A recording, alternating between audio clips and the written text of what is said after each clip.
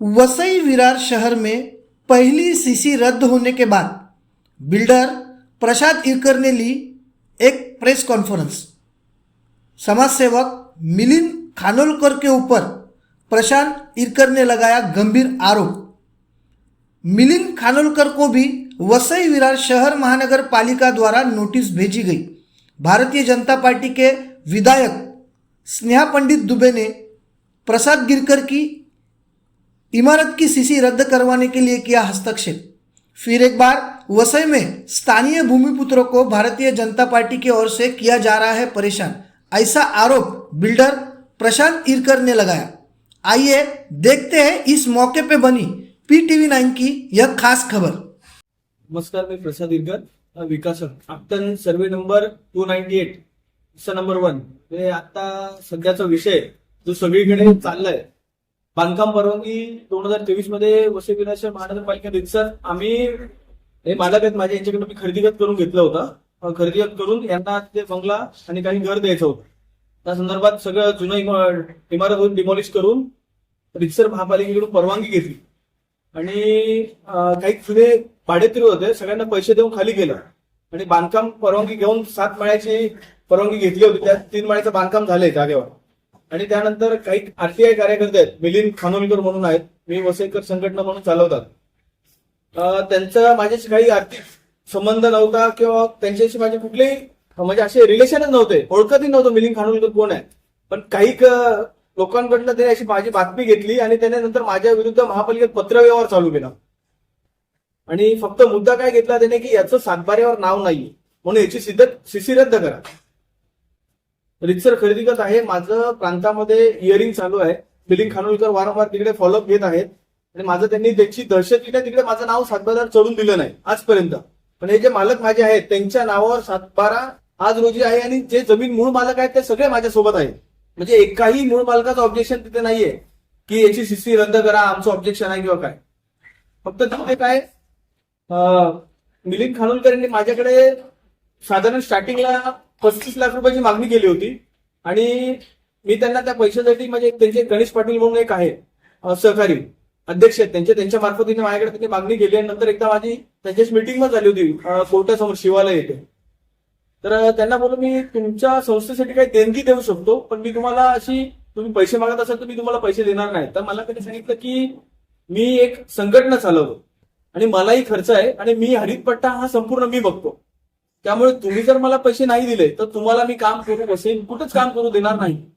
आणि त्याच्यानंतर जे माझे 3-4 प्रोजेक्ट चालू आहेत वसईमध्ये, सगळ्या प्रोजेक्टवर मिलिंद खानोलकर स्वतः वैयक्तिक नावाने RTI टाकला, वैयक्तिक महापालिका कमिशनर यांच्याशी फॉलोअप घेतला। त्याच्यानंतर काही सत्ताधारी पक्षाचा म्हणजे आपण कसं बोलताय त्यांचा सत्तेचा गैरवापर करून त्यांनी दबाव आणून माझी सीसी रद्द केली। त्याच्यानंतर मी सदर आदेशाविरुद्ध मी नगरविकास खात्यामध्ये गेलो। नगरविकास खात्याने आदेश पारित केले की ज्याच्या नावाने सातबारा आहे त्याच्या नावाने बांधकाम परवानगी द्या। तर महापालिकेत आता मी नवीन सीसीसाठी अर्ज केलेला आहे की जे माझे मालक आहेत त्यांच्या नावाने तुम्ही माझी परमिशन द्या जोपर्यंत मला सातबारा येत नाही। तर तिथे पण आज रोजी मिलिंद खानोलकर यांचा एवढा दबाव आहे आणि त्यानंतर काही सत्ताधारी पक्षाचे आहेत, मग BJP असेल किंवा इतर यांचे, हा मिलिंद खानोलकर असा आहे की त्यांच्याकडे जाऊन बसतो आणि त्यांच्याशी संगनमत करतो की मला जे मिळेल तर ते तुम्हाला अर्ध देईल, पण तुम्ही मला मदत करा। आणि त्याच्यावरनं तो कमिशनर महापालिकेचे जे आहेत आयुक्त त्यांच्यावर तो वारंवार दबाव ठेवल्यामुळे अजून मी 9व्या महिन्यात बांधकाम परवानगीसाठी अप्लाय केलं होतं। शासनाचा निर्णय होता नगरविकास खात्याचा की याला बांधकाम परवानगी दिली की फक्त चेंज ऑफ नेम करायचंय, पेपर तर तेच राहणार आहे, फक्त एवढंच की जी सीसी माझ्या नावी होती ती मालकाच्या नावावर असली, त्याच्या व्यतिरिक्त दुसरं काहीच नाही। आणि त्याच्यानंतर मिलिंद खानोलकर यांनी मला परत निरोप दिला की तुला जर सेटलमेंट करायचं असेल तर मला 50 लाख रुपये दे, मी माझे दिलेले सगळे मागे घेतो, तुला बांधकाम परवानगी घेण्यासाठी पण तुला मदत करतो, सगळं करून देतो। त्यासाठी मी नकार दिला। म्हणून आजपर्यंत त्यांनी मला त्रास देण्याच्या हेतूने माझी आता महापालिकेत त्याचं वर्चस्व आहे आणि महापालिकेच्या अधिकाऱ्यांवर दबाव आणून त्याने ती सीसी रद्द तर केलीच, त्याच्यानंतर बांधकाम तोडण्याचे आदेश त्याने पारित केले। पहिली गोष्ट म्हणजे गेल्या 24 नोव्हेंबरला आम्ही महापालिकेवर एक मोर्चा केला, आंदोलन केलं होतं की भूमिपुत्रांना अन्याय करतात आहे। म्हणजे इतर कोणी अर्ज केला की त्यांना परवानगी द्यायची, भूमिपुत्रांनी अर्ज केले की त्यांना परवानगी द्यायची नाही, असं महापालिकेचं धोरण चालू होतं। त्या दरम्यान 24 नोव्हेंबरला आंदोलन केलं होतं। त्या दरम्यान आयुक्त साहेब नव्हते, कुठे बाहेर होतं, त्या टायमात अतिरिक्त आयुक्तांनी आश्वासन दिलं आणि आम्हाला लेखी पत्र दिलं होतं की तुझी जी फाईल आहे ती आम्ही तुला 15 दिवसात रेग्युलराईज करून देऊ. हे आयुक्त साहेबांनी दिलेलं पत्र आहे, याच्यामध्ये मागणी केलेली आहे. त्यांनी लिहून दिलंय रितसर 15 दिवसात तुम्हाला आम्ही बांधकाम परवानगी रेग्युलराईज करून देऊ. आयुक्त साहेबांची साईन आहे याच्यावर, तुम्ही बघितलं तर अतिरिक्त आयुक्त साहेबांची. 15 दिवसात रेग्युलराईज करून देतो.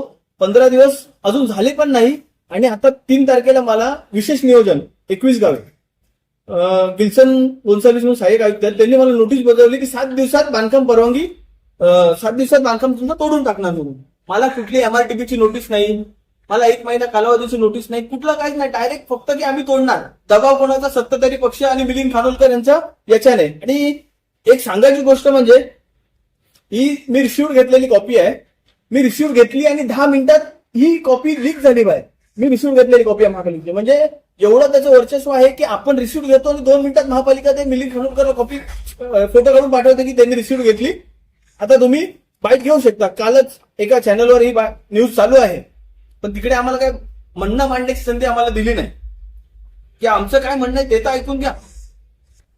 तर आता कसं झालंय, भूमिपुत्राने काम करायचं की नाही करायचं, तर मराठी भूमिपुत्र काम करतो.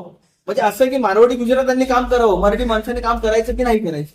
आणि 100% लिगल आहे, मालक सोबत आहे, रिक्षा 7-12 विकत घेऊन काम करतोय. 1 रुपयाचं इलिगल नाही. महापालिकेचे 100% चार्जेस भरलेले आहेत. सगळं करून बांधकाम करतो तरी एवढ्या अडचणी येतात आहे. बरं, सीसी रद्द केली त्याच्यानंतर आम्ही एवढीशी ऑर्डर आणल्यानंतर पण ते सांगतात की आम्ही आमच्या महापालिकेच्या पॅनलच्या ऍडव्होकेटचा आम्ही हे घेऊ, सल्ला घेऊ आणि मग आम्ही तुम्हाला सीसी देऊ. याच्यामध्ये असं झालेलं आहे की मी तर काय चरस गांजा तर विकत नाही. 100% लिगल काम करून लिगल काम करणाऱ्याला एवढा त्रास होतो, इलिगल काम करणाऱ्याला त्रास होत नाही. आता मिलिंद खानोलकर यांचं रिसॉर्ट आहे इथे तेजुनिधी मधून आहे, भास्करवाडीमध्ये.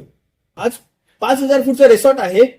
मी तर परवानगी घेतली होती आणि मग माझी परवानगी रद्द करण्यात आली. त्यांनी तर काही किती म्हणजे 30-40 वर्ष झालं त्यांचं रिसॉर्ट इलिगली चालू आहे. मोबाईल टावर आहे, 5000 फुटाचं बांधकाम आहे. त्यांना 15 दिवसाची तोडण्याची नोटीस दिलेली आहे महापालिकेने. इलिगल कन्स्ट्रक्शनला 15 दिवस देतात आणि मी कन्स्ट्रक्शन परमिशन घेऊन मला 7 दिवसाची मुदत दिली. आता मी काय फाशी घ्यायची का, काय करायचं? रितसर त्याच्यासाठी हायकोर्टात याचिका आता दाखल केलेली आहे आणि एका साईडला आयुक्त साहेब लिहून देतात की 15 दिवसात तुझी फाईल आम्ही विधी विभागाकडून मागून आम्ही रेग्युलराईज करून देतो. लेखी आश्वासन दिलेलं आहे. त्यानंतर त्यांचेच काही ज्युनियर आहेत, त्यांचे खालचे अधिकारी ते पत्र देतात 3 दिवसात 5 दिवसात तुमची बांधकाम आम्ही तोडणार. म्हणजे भूमिपुत्राने काम करायचं. थोडक्यात तुम्हाला सांगायचं म्हणजे भूमिपुत्रांवर काही सत्ताधारी पक्ष कसं आहे, हिंदू मराठी भूमिपुत्रांवर अन्याय करायला लावलाय. त्यांना ते म्हणजे एक असं बघायचं ना की दोरी बांध फाशी घे, नाहीतर तुम्ही आम्हाला प्रोटेक्शन मनी दे तर आम्ही तुम्हाला काम करायला देऊ. जे पहिले चालू होतं ते आताच्या सत्ताधाऱ्यांनी तेच चालू केलेलं आहे. तुम्हाला जर बांधकाम परवानगी पाहिजे आम्हाला येऊन भेटा, आम्ही तुम्हाला करून देऊ. पण तुम्ही परस्पर करणार असेल तर आम्ही तुम्हाला बांधकाम परवानगी करून देणार नाही. आता तुम्हाला काही सत्ताधाऱ्यांची तुम्हाला मी फोटो दाखवतो. त्याच्यामध्ये डायरेक्ट जे मिलिंद खानोलकर आहेत ते स्थानिक आमदारांच्या डायरेक्ट ऑफिसमध्ये बसून माझ्यासाठी वैयक्तिक मीटिंग घेतात की याला सीसी भेटली नाही पाहिजे. आणि त्याच्यामध्ये काही सत्ताधारी फोन करून आयुक्तांना सांगतात काही झालं तरी याला बांधकाम परवानगी द्यायची नाही, काही झालं तरी द्यायची नाही. विधी विभागाकडे गेलो तर त्यांनी सांगतात आमदारांचा प्रेशर आहे की तुझं काम नाही करायचं. मी म्हणलं का नाही काम करायचं, मग त्या मला लेखी पत्र नाही करत म्हणून, तर ते लेखी पण द्यायला तयार नाही. आज 9व्या महिन्यात मी बांधकाम परवानगीला अप्लाय केले, आज 12वा महिना चालू आहे. आज अद्याप फाईल जागेवर जैसे ते. म्हणजे कसं आहे, सत्ताधाऱ्यांचा दबाव की बाबा मिलिंद खानोलकरांनी सांगितले आम्हाला जे भेटेल ते आपण अर्धा घेऊ, तुला काम म्हणजे याला कामच करून द्यायचं नाही. आणि आता कालचीच गोष्ट की जी नोटीस भेटली आम्हाला म्हणजे कायद्यात तर बसतच नाही, कारण माझं ऑलरेडी बांधकाम परवानगी रिव्हिजनसाठी आहे. त्यांनी आणि त्या नोटीसमध्ये तुम्ही जर बघितलं असेल ना तर त्यांनी काय केलं की माझी जी सीसी रद्द केलेली त्याचा रेफरन्स घेतला, जुना रेफरन्स, जी सीसी रद्द केलेला आदेश होता त्याचा. मग त्याच्यानंतर अर्बन डेव्हलपमेंटची ऑर्डर झालेली आहे की ज्याच्या नावे 7/12 आहे त्याच्या नावाने तुम्ही बांधकाम परवानगी द्या. त्याच्यामध्ये कुठलाही रेफरन्स घेतला गेला नाही. परस्पर यांनी म्हणजे कसं आहे, याला रस्त्यावर आणायचं काही करून. मिलिंद खानोलकर यांचं काय झालंय, त्याला एक हे झालेलं आहे माझ्याबद्दल की याला रस्त्यावरच आणायचं. मग त्याच्यासाठी तो काय लागेल ते करायला तयार आहे. मग तो त्याच्यासाठी त्याने काय केलं, एकदा माझ्या जागेमध्ये कंटेनर टाकला, त्याच्यानंतर पत्रे तोडले. त्यांच्यावर मी वैयक्तिक 2 FIR दाखल केलेले आहेत.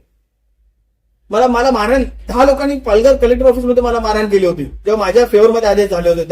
त्याच्यात पण तिथे पालघरला FIR दाखल आहे. त्याच्यामध्ये पण म्हणजे एखाद्या भूमिपुत्राला तुम्ही किती छळणार, म्हणजे काम करायचं की नाही करायचं. आणि कसं होतंय, कुठल्याही अधिकाऱ्याकडे गेलं की त्याला सांगणार, आता शशिकांत पाटील म्हणून आहेत, कदाचित त्यांना नोटीस काढलेली आहे, तर असं ऐकण्यात आलं की शशिकांत पाटलांच्या घरांवर मिलिंद खानोलकरने आरटीआय टाकलं की याची बांधकाम परवानगी आहे की नाही बघूया आपण. म्हणजे हा माणूस कुठल्या थराला जाऊ शकतो.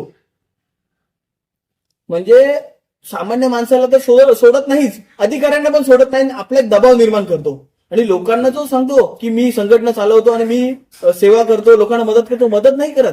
तो एक त्याने ना सामाजिक काम करण्याचा बुरका घातलेला आहे, त्याच्यामध्ये तो पैसे कमवतो. आणि मला एकदा माझी मिटिंग जेव्हा त्याची कोर्टाकडे झाली होती शिवालय येते, त्याने मला सांगितलं की प्रसाद, मी संघटना चालवतो, माझ्यासोबत पण 8 लोक असतात, तर मला खर्च करावा लागतो. तुला वाटत असेल की मला एकट्याला पैसे लागतात, तर मला एकट्याला नाही लागत, माझी संघटनेची सोबत असतात. काही 2-4 नावं घेतली, ती नावं नाही घ्यायची मला, त्यांना मला पैसे वाटावे लागतात, तेव्हा माझी संघटना चालते. तर तेव्हा मी त्याला सांगितलं होतं की तुमची जी संघटना आहे त्या संघटनेसाठी मी 5-25 हजार रुपये तुम्हाला देणगी देतो. तर तो बोलतो मला भीक नाही पाहिजे, मला पूर्ण 35 लाख रुपये पाहिजेत, नसेल तर तुला काम करू देणार नाही. पर स्लॅब 5 लाख रुपये मी घेणार, तुझे स्लॅब किती आहेत 7, 35 लाख रुपये तुम्हाला द्यायचे.